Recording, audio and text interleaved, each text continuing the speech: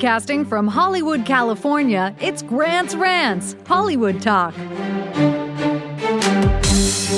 Erika Jayne takes center stage both on Housewives and Dancing with the Stars. Is Lisa Marie Pressley being controlled by Scientology? Both Yolanda Hadid and Lindsay Lohan tease new reality shows. And we examine Lisa Rinna. Chris Chianesi joins the Rants right here. Let the ranting begin. I am joined by a long-time friend of mine coming all the way in from New York, New York. It's actor, writer, producer, Chris Chianesi. Hi, Grant. Thanks for having me. Hey, I'm glad to finally have you on this show. We've talked about it for a while. Yeah. I kind of thought that I would have you on the next time you were in LA / I was in New York. But I was like, let's just do it. It just makes sense to have you on. There's some things moving around with the show. So I wanted to have you on. Yeah, I'm so happy to be here. I'm so happy that we're just doing this. Like, I'm so happy that you just reached out today and we're just doing it like that. It's gonna be great. It's gonna be a good time. Right. Well, I want to give a shout out to my listeners and the supporters because this show is in the top 80 right now for TV and film over on iTunes, and that is a list I never thought I would see. So that is really special, and I can create these shows, but I can't get myself in lists. So that's on you guys. So thank you for listening to the show and supporting me. That was the nicest surprise in a kind of a rocky time period for me right now. It's kind of an odd time. So I appreciate the love and support, and making any type of list is an amazing feat. That's amazing. Congrats, Grant. Thanks. I mean, that's really something. Yeah, I'm very fortunate. I have the Housewives that I do over at AfterBuzz that make this list all the time, and I never take that for granted. But I don't know if there are a lot of these shows that are in the top. It's NPR podcasts. It's very popular podcasts that come from network and production companies that are there to produce podcasts. There's full on structures to these, so within business. So it's great to have my little show make it this way as well. So I appreciate that for sure. Woohoo. Let's talk about it. Real Housewives of Beverly Hills. This one on the line, Chris. You said that you have an obsession with Lisa Rinna. I cannot get enough of Rinna. I don't know if it's because I relate to her so much. We're both so non-confrontational up until this week's episode, I'd say, for her.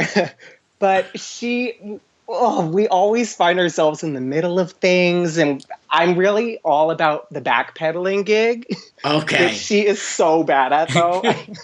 Yeah, the excuse of not remembering is pretty weak. Oh my God. I know they film over what? Is it a couple months? Yeah, it's typically four, yeah. Yeah, and I'm sure they all have a million things going on in their lives, but to say such major, to make such major accusations and insinuations and then just use the excuse that you forgot about it. I have a horrible memory. I don't even remember what I had for breakfast this morning, but I would remember saying that someone's sister is near death. Yeah, because that's not even talking about it. Yeah, that's not even normal speak. Who says like that? Who says stuff like that? I went to visit my great aunt in the nursing home. She's near death. It's not even small talk. The way she's brushing it off as if it was just, they were in the store shopping and oh, I love this person. Oh my God, and also this person. They're beyond. It just is so absurd to me. I can't. Well, my sister, who I feel like my sister, God bless her, she gets through life with very little upset or a real opinion about things, but she's been really upset with Lisa Rinna on the other side. And she texts me, she's watching the show now. She says, watching the Housewives, Rinna is cringeworthy. She says she's like having an orgasm during Erika and Dorit's fight, and this is a good ep. Erika is in rare form. Whoa, finishing it now. And then she went on to say, you can tell she had to deal with Tom, meeting Erika, about the panty thing, which is probably where all this is coming from. Then the complete change of topics. Yeah, oh my God, just on the cocaine part, Rinna is so thirsty. She's so thirsty. And she knows how to get her screen time because she says the same things over and over to make sure that the producers or whoever's splicing it together gets her points, and she gets her screen time. That's why she's in that restaurant scene in this week's episode. They kept like going back to her saying, "But Dorit, Dorit, Dorit, Dorit," over and over. Like, we get it. But Lisa Rinna, I got to give you a little bit of advice. Every time you're going to create a controversy, you have to come up with a different tactic other than saying, "Can I ask you a question?" Like, that works once, twice, but if that's your only MO to get some screen time and to get a moment, you got to drop things. You got to drop bombs. I mean, these questions are just like, I know she's smart. Like you said, Chris, she's setting it up. So everyone else will stop talking and the cameras have to be on her. Yeah. I mean, she hijacks it, but it's brilliant. Oh, my obsession with Lisa Rinna is more like a complete annoyance. I've gone off on afterwards. Like, she gets my blood pressure going. Like, can't with her. Anyway, what did you think of the boat and the behavior at that dinner with Erika Jayne? That was wild. I mean, I honestly, I love Erika. I think she's incredible. I think she the way she markets herself, I think she markets herself incredibly.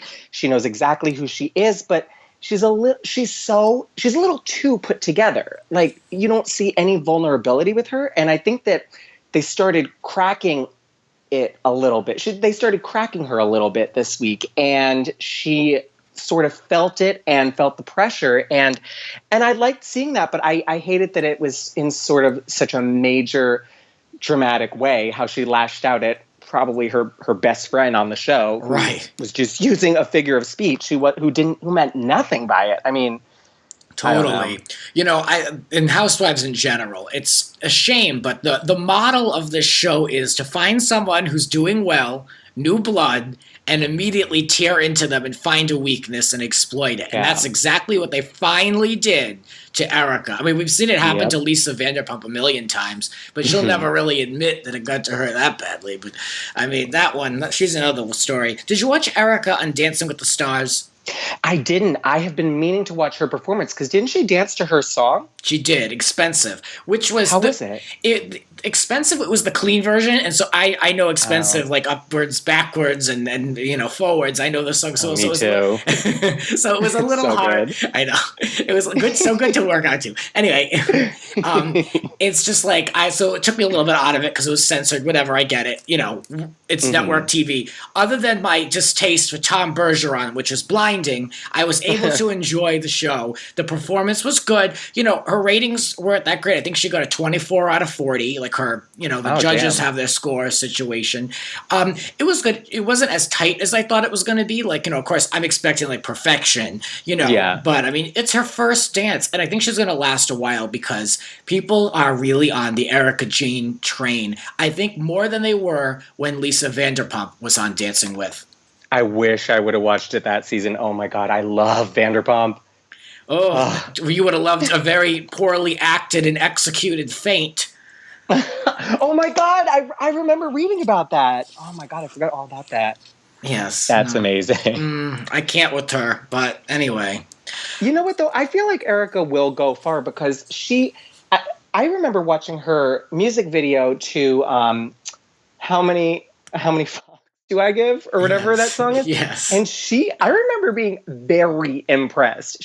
Her dancing was so tight. She was nailing it, and I was like, wow, she's a dancer. Yeah. So she's got it. She's got what it takes, and you could tell she's a really hard worker. So yeah, I saw her in LA, and she performed, but she had so much backup, and she had a small stage. So, she did the full Britney, get on the floor and, the legs up and all. Like, she did the Britney moves, which I approve. But she did have a lot of backup there. So I'm just thinking of the one experience I saw Erika Jayne perform live. That's it. I mean, I can't judge it. She's dancing on stage just like slut songs. And then she's doing, ballroom. So you really can't compare the two.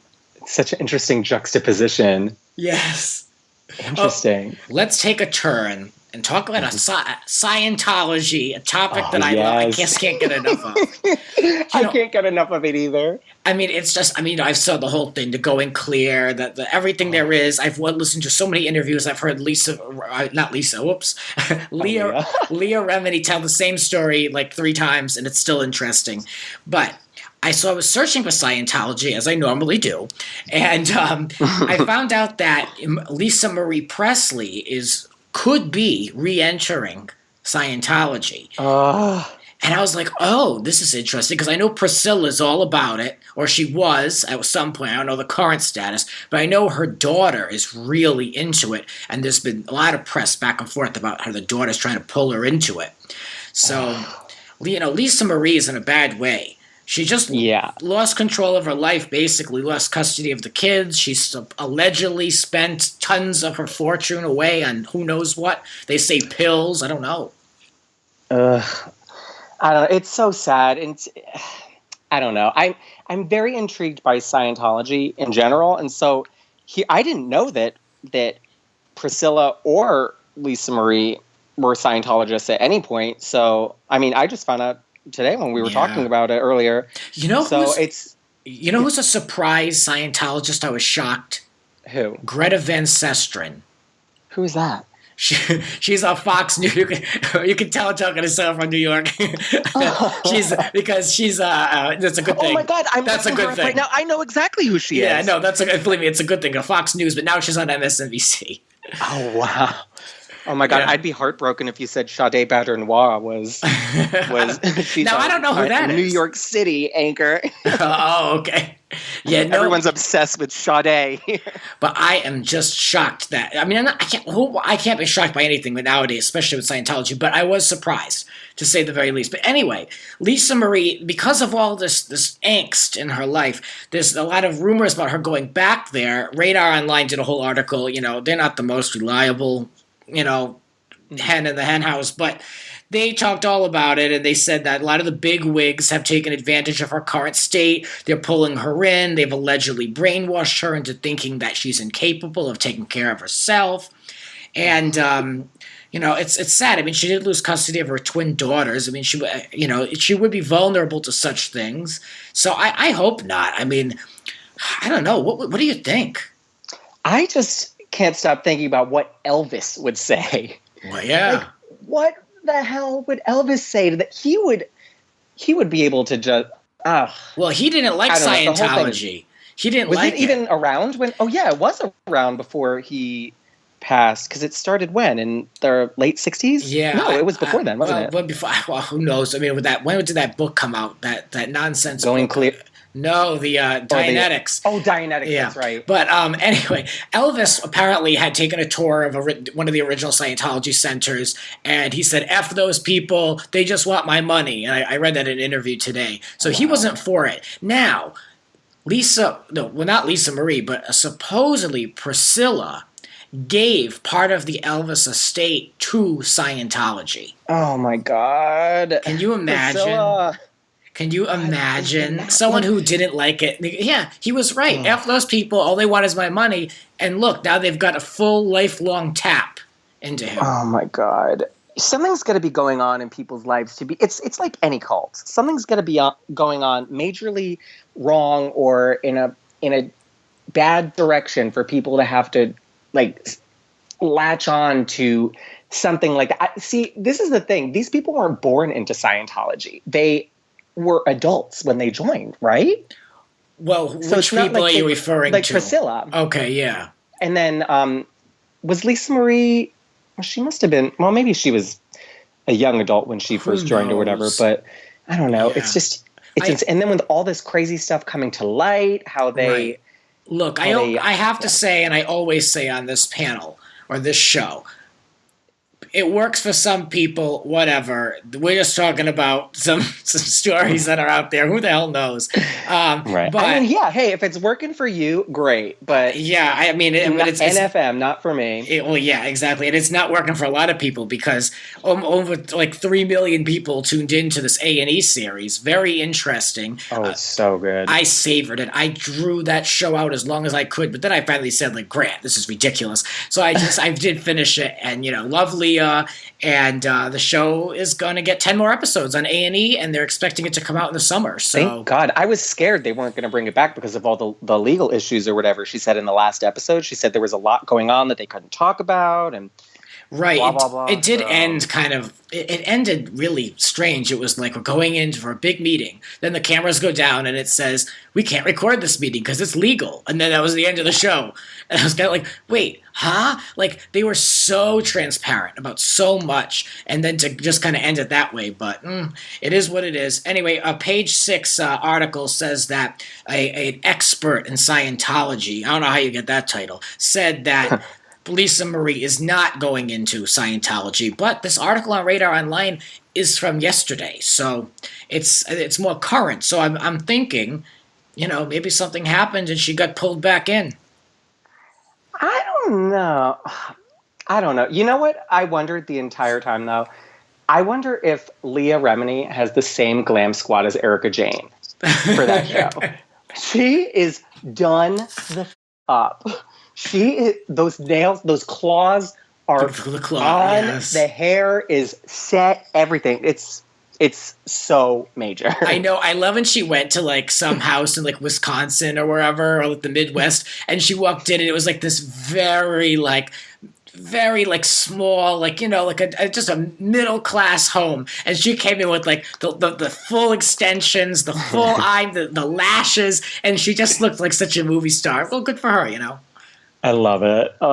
So good. Should Lisa Marie really join Scientology, they're saying that it would be a huge win for them because Leah's series has damaged the Hollywood view, quote unquote, of Scientology. So to bring her back in, but I don't know.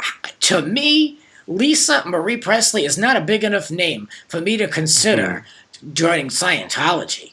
You know what I mean? Where are the younger names? Where the Selena Gomez? That's what they should be going after. Oh my God, she would. I bet she would go for it. I bet she would do it. I hope not. I don't wish any negative thing on anybody, but I'm just saying, Lisa Marie. I mean, that's the best you can do. Yeah, it's interesting. I feel like maybe with Lisa Marie, they don't want her so much for the name as they do for her money, because they're such a philandering, I guess. Is that the right word? Well, pandering. I don't know. They pander to a lot of people. They need a lot of money for whatever reason.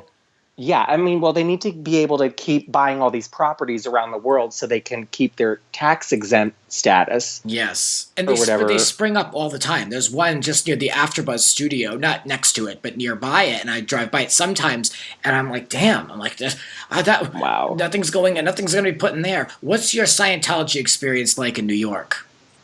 Well, there's one church. Church. That's what it is. I was like, there's one building. There's one church in Midtown that I know is there that I've walked past before. Isn't that one? That's the one across from Hamilton, right?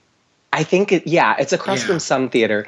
And I've thought about going in just to like check it out because I'm so fascinated by the idea how people could be so I don't want to say brainwashed because I'm sure it's done a lot of good for a lot of people and we just hear the horror stories. So I don't know. But I mean, to play devil's advocate. But it is fascinating, just in its own right. Yeah.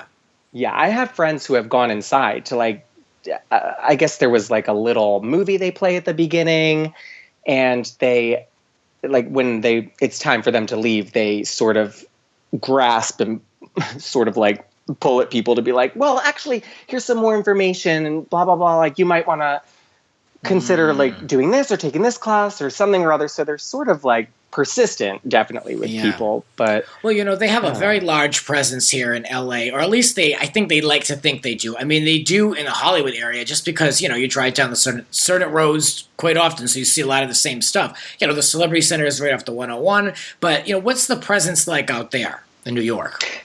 I mean, other than knowing the church is right there in Times Square, nothing really. I mean, you don't really hear about anybody who's in it here, or I don't know. It sort of just exists, and I mean, I see more people from the Mormon Church here than Scientology walking around in their little like button-up uniforms and going around door to door and stuff, trying to spread the word, I guess. But yeah, I see more Mormonism than Scientology, and I know plenty of Mormons here too. So I don't know. Interesting. I know none. That's odd. Really? Yeah. Yeah, no, none. Yeah, I know. I've seen quite a Hasidic Jews, a lot of them, but Oh yeah, that's how it is.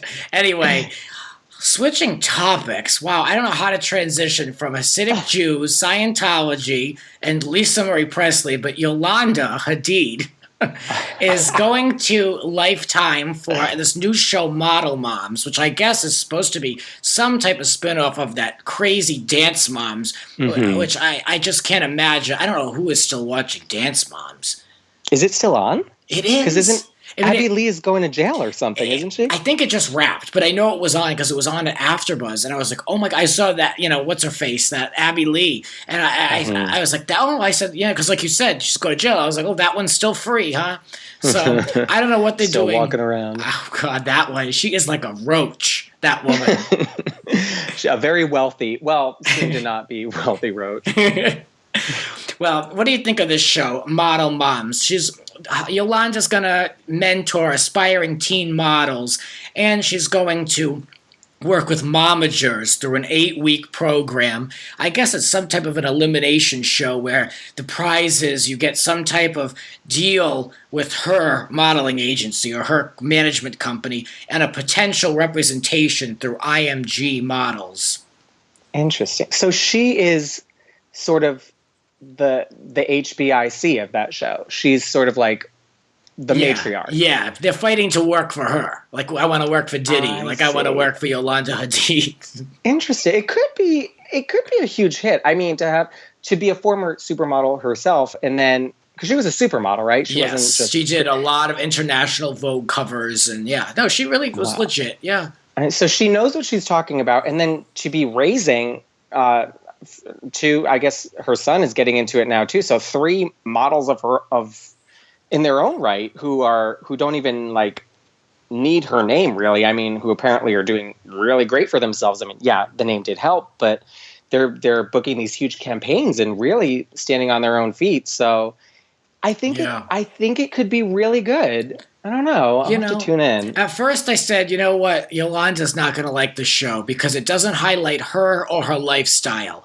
We had to hear a lot about the marriages or the travel and what she's got and, her lifestyle. But then I said, well, not only she hated that show and it really was getting to be too personal. Maybe this would be just enough for her. Maybe it would just be a perfect fit. That way she doesn't have to really be judged or put on trial, Right. And she'll be in control of everything. She'll have the last word for everything. So she'll be able to shape and mold it however she wants and make herself and her family look incredible. Lindsay, she claims that the bitch is back. I'm back, bitches. Did you see this video? I did. And you know what? I think I'm all in. Yeah, you're going to watch. I think I'm all in. I can't tell if it's just because I want to be on that show or if I think it's actually a good format. We've never seen anything like this. Well, let's talk about what it is. Yeah. It's the Anti-Social Network, and it looks like it was shot like exclusively in like some like small town in the UK. It's like her. I mean, whatever. God bless her. It's a prank show where she takes over people's social media, all the social media, for 24 hours, and she dares them to do things for prizes. I mean, I guess I guess that's the best you can do. I'm here for Lindsay. I talk about her almost every week. But, I mean, I had to talk about this show because I wanted to get someone else's thoughts. You say you're in. I got 1 foot in, 1 foot out. I got to see. It looks kind of low budge. Yeah, I got to see the first episode.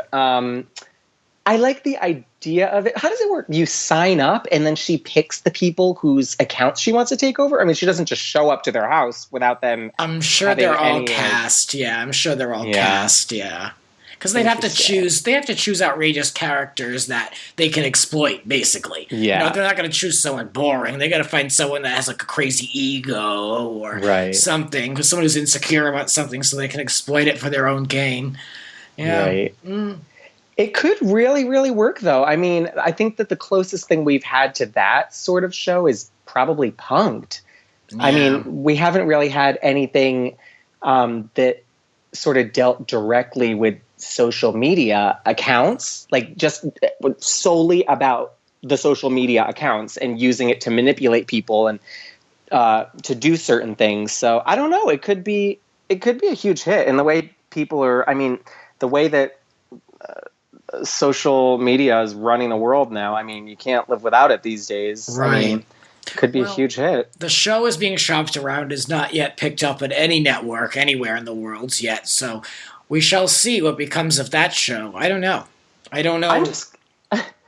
I'm just confused, though, because she doesn't have her amazing accent in the promo video that I'm obsessed with. Me too. If we played it on this show. Look, I remember. If she wants if she wants people to retweet that video, she should have done the whole thing in the Turkish accent. I am so here 1000% for that Turkish accent. The first time I watched it, I have not laughed that hard since I don't even know. It was the most amazing, insane thing I've ever seen in my life. I don't know what her intention was with it. But I don't know. I know. I have. That was the open of Lohan nightclub. Oh, what I would do to go. What I would do to go to that club. Well, Charlie Sheen is in the news talking about Lindsay. He said that when Lindsay made an appearance on that show, Anger Management, I don't know whatever became of that show, but when Lindsay was on there, they got so effed up on the set that they had a trash bin that they called Lindsay bin because she threw up so much on the set. Allegedly. One should be so honored. I yearn for the day where my co-star would name a trash bucket after me. Like, that's how you know you've made it. I love that story. I just think that is just like, those two messes. Could you imagine just being a fly on the wall with those two getting effed up? I mean, it was probably like, I mean, like we were talking about Breaking Bad earlier for a minute. It's probably like a Breaking Bad hot mess couple in love, like who never leaves their house and the windows are all taped up and everything. Oh yeah. I just have the image of that in my head, them two on set. Oh yeah.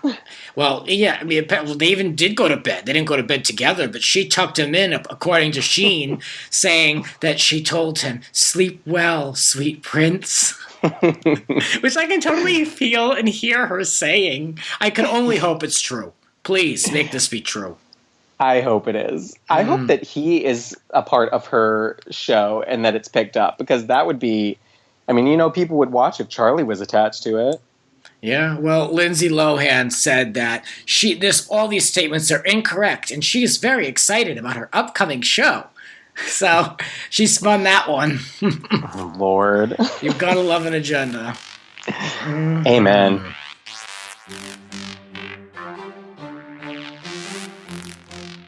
Hello, listeners. I hope you're enjoying this episode of The Rants. I want to give a special shout out to my grandmother, Granny June Flory, the Sage of Coventry. She's been a regular on this show, and she's talked about her book, and her book is out and available for purchase. It's called My Italian Family, Life in the Past Lane, and it's available on Amazon. It's available both Kindle and paperback version. So check it out on Amazon, because there is a link in the description below. Again, My Italian Family, Life in the Past Lane. Well, we spoke to Granny in January, and here's what she had to say about the book. And it's, I think, a very interesting book. It has a lot of history in it, but a lot of comedy also, and talking about my family and what they went through when they first started out in this country and how difficult it was for them, and all the little incidents that happened. To hear more about my grandmother and her book, My Italian Family, Life in the Past Lane, check out episode 45 of Grant's Rants. And she'll be out here in June, people, so get ready for a new episode with her coming out this summer. You're listening to Grant's Rants. Please rate, subscribe, and share. Spread the word. There are a lot more rants to come. Listen anytime on all major podcasting platforms and YouTube for bonus content. And now, back to the show. And we're back talking with Chris Chianesi. We're talking about the state of Rhode Island. Woohoo, Rhodey! You know, it's rare that I have a Rhode Island guest, except for my friend Talia, and who you know, right? Yeah, and my grandmother, of course. So yes, it's great to talk to you because we're one of the few that have moved on from the state and gone out and chased dreams in dangerous waters. Oh yes, we got out of there. Yeah, we did. But it's just, for me, it has been anything but easy. But I don't regret it at all. However, I don't know if I would want to embark on this experience again if I was given the option. You know what I mean? I feel you. I think about that sometimes. If given the opportunity to do it over, would I? I think I totally would. I would in New York. I guess it's very. I guess it's different. I don't know. I love it. Whenever I get frustrated about, if I didn't book a show or I don't like how my career is going or whatever, I just go back and I think, you know what? I had an amazing time in college. I made my best friends there. I basically became an adult in New York. I mean, I moved here when I had just turned 18. I mean, I wouldn't change that for the world. Yeah. That was just the craziest, most exhilarating time of my life. Going into NYU Tisch School of the Arts, a very renowned program. What can you say about that experience? It was my first choice school. I never expected to get in. It sort of was like, it had always been a dream of mine to go there ever since I was a little kid. I used to do summer stock at Theater by the Sea in Matunic, our beloved Rhode Island summer stock theater. And I made a lot of friends over the years there who had gone to NYU and had just spoken so highly of it, and I sort of just formed this opinion of it from an early age. So I applied and I auditioned and I got in, and the rest is history. And I'm still here 12 years later. Yeah. What was that program like with training, and how did or didn't it prepare you for life as an actor in New York? The training was very rigorous because I was in. We had to take academic classes, and we also were in our studio, our specialized studio, 3 days of the week for 9 to 10 hours a day. So we would take our academic classes and our required courses, our writing classes and stuff like that. And then the other days of the week, we were in dance class, tap, ballet, jazz, modern, all that, singing classes and acting classes, voice and speech. And so it was very, very busy. And then sometimes we would go straight from studio to rehearsal for a show we were in. And it was just very, very busy. But I really thrive off of that busy schedule because I work my best under time constraints like that. So it was pretty great. And I was able to learn a lot. Oops, dropping the mic again. My studio was really great because they taught us a lot about the business of the business too. So when we graduated, they didn't just release us out into the world with great skill sets, but little knowledge of how to actually book a job or how to put ourselves out there. So they taught us a lot about, dealing with agents and managers and to create our own stuff if we weren't sort of booking what we wanted to book and how to prepare for certain things and how to go about it, I guess is the best way. How to go about booking work or making connections. It wasn't all just about going out and being an amazing singer, an amazing dancer, because it takes so much more than that to make it, especially today. Yeah, absolutely. Chris, you were 2 years ahead of me, I believe, right? Was it 2 or 3 in high school? I think it was Thoreau. I was a senior during that. I was a freshman, so yeah. Oh, wow, so 3. Yeah. Wow. Yeah, so you mentioned Thoreau. Yeah, we did that show the night Thoreau spent in jail, which no one's ever heard of. That was required reading for the AP English class. Isn't that so funny that they put on the play? And then, but it was good because killed 2 birds with 1 stone. I just didn't have to read it. Oh yeah, that's you knew that story.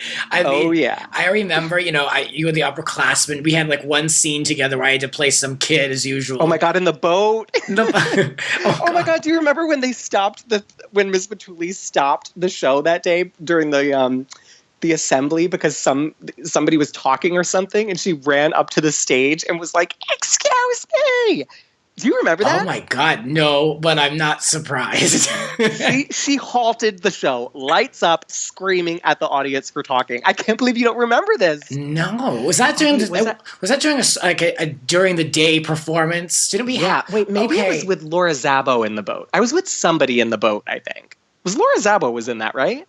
I think I was in some war scene. I wasn't in the boat, but Laura Zabbo was in that. Yeah. Shout out to Nancy Batuli. I hope you're listening. Hey, Miss B. Our loyal director, our fearless director over there. Oh, I miss her. She was amazing. Yeah. She was one of the best acting coaches and mentors still to this day for me, honestly. Yeah, no. She went to NYU in general, just in life. She's just such a great person.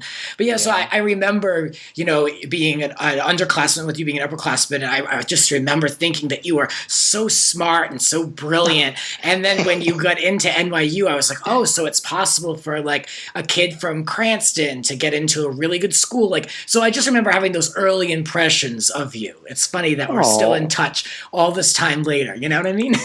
Us Rhode Islanders, we got to stick together, Grant. Yes, exactly.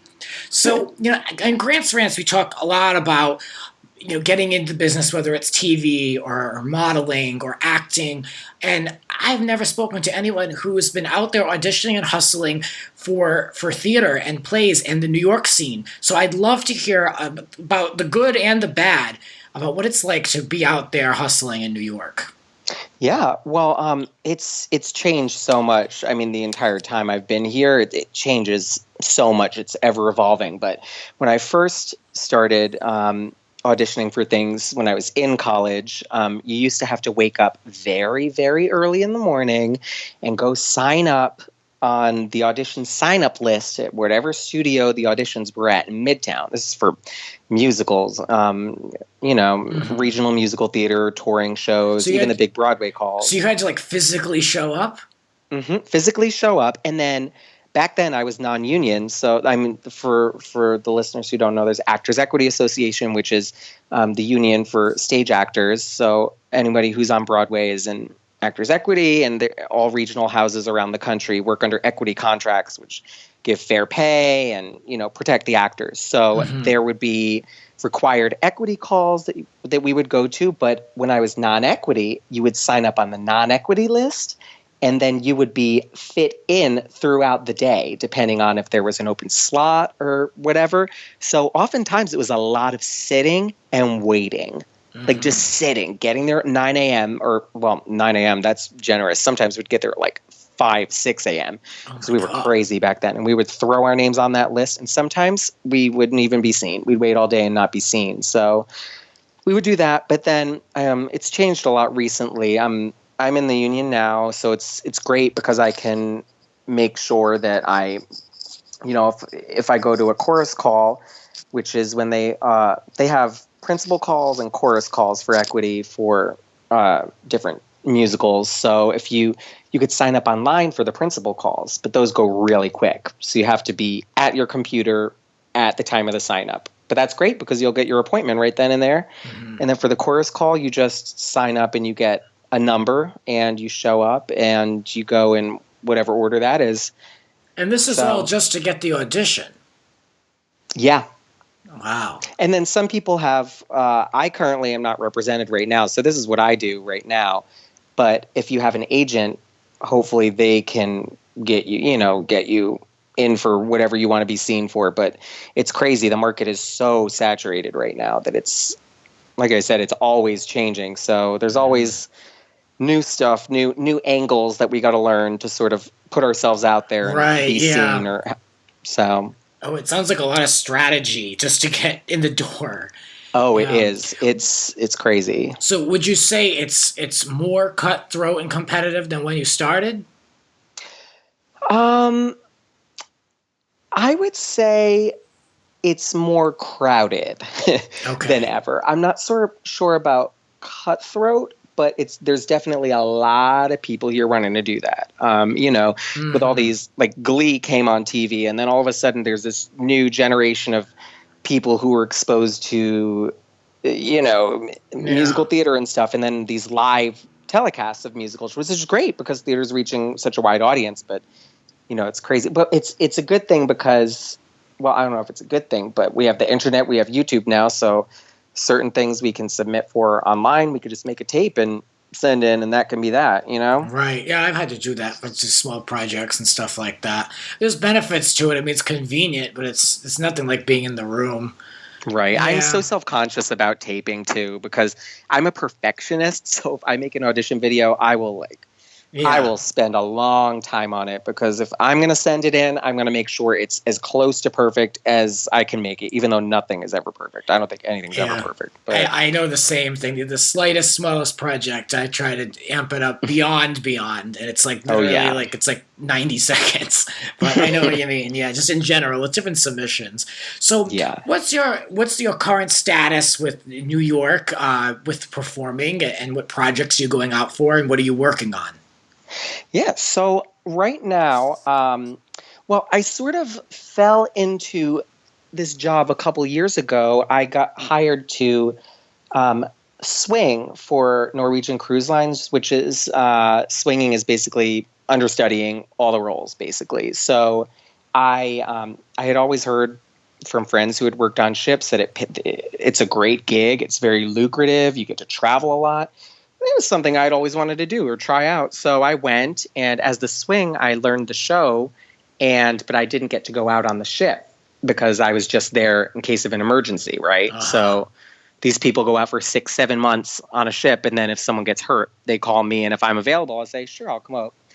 Sure, I'll go out. But somebody got hurt in rehearsal, and I got to go out to Hawaii and cover his track for a couple months. And from there, I saw another show on that cruise ship, which was sort of like, it's a tribute show to Frankie Valli and the Four Seasons. And it was sort of a few levels up contract-wise from the show I was doing at the time. They had more privileges. They got amazing rooms. They basically were guests who were entertaining. Guest entertainers, they call them. So I auditioned for that. And I got in, and that was 4 years ago, and I've been doing that on and off ever since. And that's great because I could go out for a week at a time. I could go out for a month at a time. I can basically choose however long I want to go out. And I'll make my money and then come back to New York and audition and be able to live semi-comfortably for a minute and be able to concentrate on what I'm here to do, which is, audition and create my own work. Mm-hmm. And so I've been doing that. Yeah, that's so in the spirit of this show with pursuing the main goal and just doing everything that you can to put, to pay your bills, but also not necessarily take a random job. Like you're still doing it. You know what I mean? Like I love that. Yeah. I love that you are able to really make it work for yourself in the most ideal way. Right. It's very comfortable. It's great. I call it a workcation because it's like we go and we work like a couple hours a week. We go and sing our songs and we eat for free and, we get to see the world. I've traveled all over. And I mean, there have been times when I have missed the city. I've missed sort of big auditions that I probably should have been going on that, but we live, we learn, we realize what we should make room for in our schedule. But that's when I came up with the idea to film my own YouTube channel, or to create my own YouTube series while I was away, while I was on the ship, which this one isn't out yet, but actually, I guess, should I start from Manny Probs, actually, the babysitting show? Because that was the first one I did. Yeah. Yeah. Tell us about that. Yeah. So when I'm not working on cruise ships, I work as a Manny, which is a male babysitter. And I'm with a few families here in the city. And I found that I was sort of stuck creatively. I wasn't feeling really creatively fulfilled. I wasn't seeing a lot of stuff that inspired me. So I wanted to just create my own work that I thought was funny, stuff that I thought could showcase myself. And I had never written anything before, but I sort of decided to take it upon myself to just write my own YouTube show with the girl I babysit called Manny Probs. And it's myself and the girl I babysit. She's going to be 4 in June, but she was 2 at the time we filmed the first season. And she's hilarious. She basically was just a glorified prop, basically, because she couldn't talk at all. So I would just carry her around everywhere. And it was just us being hot messes everywhere in New York City. So I did that. I wrote a season of that, and I filmed it all and everything. And, I hired friends to help me. And it's definitely very low budget, but the gratification I had from it was, I had never felt anything like that before. Yeah. I had never created anything from the ground up. And I mean, I'm sure you know for sure, I mean, with the podcast and everything, I mean, when it's from your brain and you turn it into a reality, I mean, there's nothing like it. Right. Yeah. No, that's what makes it worth it. That's why, even through the most stressful and expensive times, for whatever reason, you do it again, because of that motivation and that push. Exactly. And it's like, I'm very, very frugal. So I'm very careful with what I spend money on. I'm not very materialistic, but when it comes to my work and things that I'm filming and creating, I will drop coin. I will buy a nice camera. I will buy a nice microphone. I will hire friends to help or whatever. I actually just bought a new camera a couple months ago that I got this idea to film myself while I was on the cruise ship, because I leave so often for the ships. I was like, I should sort of use this to my advantage too. I mean, I was babysitting a lot, and I was like, let's use this to my advantage. So same thing right there with the cruise ship. So I have a new series that I've been working on over the past couple months that's not out yet, but it's going to be on my YouTube channel very soon. It's basically a fake travel vlog of a new character I've created. So I'm very excited about that. Oh, have I met this character before? I don't think so. The Australian one? I know the workout guy. Oh, you're going to love this. This character, he is based on a few people I've come in contact with in this life of ours. Okay, those are the best kind right away, that they're inspired by, best. Yes. It's so good, like real people. And basically this next series is follows this dancer who's toured all over the world dancing for Taylor Swift, Demi Lovato, Celine Dion. He's toured with everybody you can think of. But for some reason, he had a fall from grace, and now he's dancing on cruise ships. And I love this premise. It's him on cruise ships. He's Australian. His name is Dominic, and his last name is Top, and it's called Dom Top of the World. Oh my God, it's perfect. I love it. I've got 3 episodes almost ready to go. I'm so excited. Oh my God, I'm so excited to release it. I'm excited to watch it. That's such a great idea, and it's using all your resources. Like, it's meant to be. It's just meant to be. It's crazy. I film it on the actual ship too. So it looks like I actually have a budget. And the whole premise is he goes on these excursions. So I take him to a nude beach one day, and he does, well, you'll see. And then he goes and tries to find turtles in Hawaii one day. And he comes across these huge turtles. So it's him going on adventures, and it's very, I've got my camera, and it's very vloggy, very, very like guerrilla style filming, but it's so fun. I'm so excited. You know what? Though, that all works. That all works as social media and on YouTube now. I mean, it's almost a preferred style. They've got people now that hold cameras in front of people, and the actor or whomever has their hand out, making it look like they're filming themselves. I mean, that's the look. So I think it would totally work. It would totally work.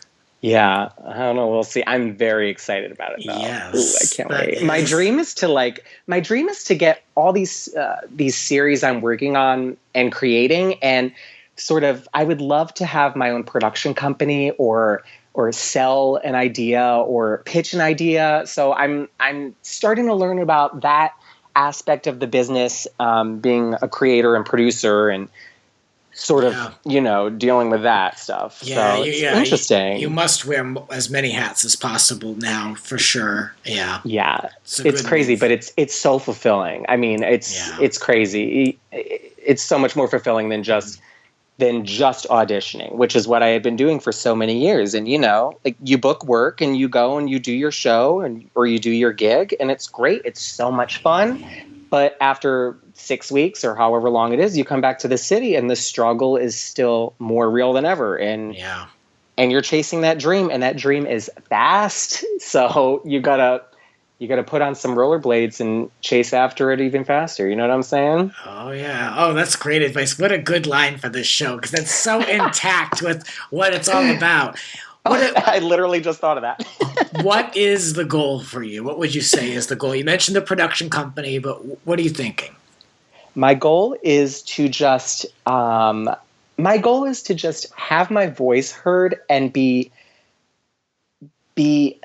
my goal is to have my voice heard and to have my work out there, things that I've created. I would love to be able to give my friends work. I love working with friends. Because, it's always just when you work with people you trust and whose skills and you've known for a long time, there's nothing like it. So I'd love to do that. I want to continue acting, continue auditioning, and just creating my own stuff. And I'm sort of realizing now that, you know what, there are no rules. You make your own rules, Yeah. And if you make your own rules, people are gonna people are going to think you know what you're doing. And I feel like, honestly, nobody knows what they're doing. All you can do is what you want to do and what makes you happy.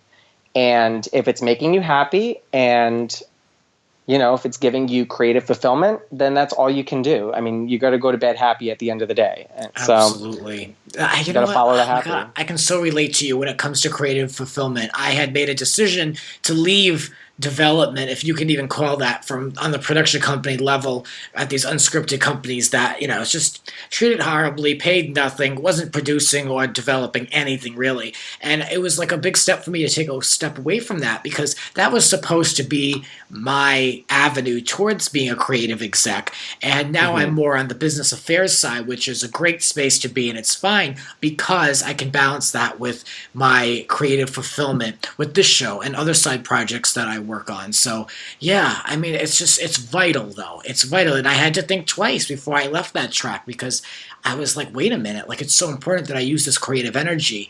But like similar to you're doing, producing your own stuff, that's what you have to do. That's what anyone would tell you on any level, whether you're a writer, a poet, or whatever. I mean, my grandmother, her book is coming out. She self-published it. It's on Amazon. Yeah. Oh my God, I gotta get it. I remember hearing about that in one of the episodes. Yes. That's incredible. Oh my God, I can't wait to read that. So I just to vibe with you on just the creative fulfillment and just being just to bring it full circle, being a complete and total hustler. Lisa Rinna.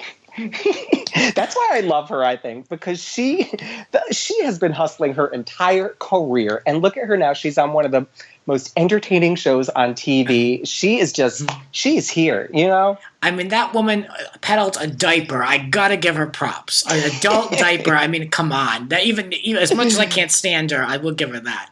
I can't stand her, but in a good way. Like in a way of like, you're entertaining, but you're wacko. But Yeah, for sure.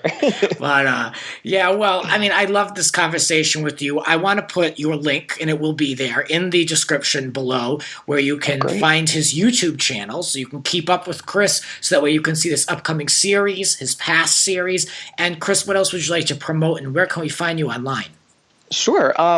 You could follow me on Twitter and Instagram at Seriously Chris, and my YouTube channel is Seriously Chris as well. Subscribe to the YouTube channel. We could use all the subscribers we can get. Ain't that the truth? Amen. Yeah. And it's just Seriously Chris all across the board. Great. Sounds great. Well, thanks for coming on the show, and we'll have to get together next time you're out here, or in July when I'm in New York. I know. Oh, it'd be so fun. I can't wait to get out there. Believe me, I can't wait. And it'll be warm when you get here too. Yeah, it's gonna be hot. I mean, but it is what it is. It's totally fine. Like, I'll live. Yes. All right. Well, thank you all for listening and supporting the show, and once again for bringing us into the top 100 over on TV and film at iTunes. That means the world to me. I love you for listening. There'll be more rants to come.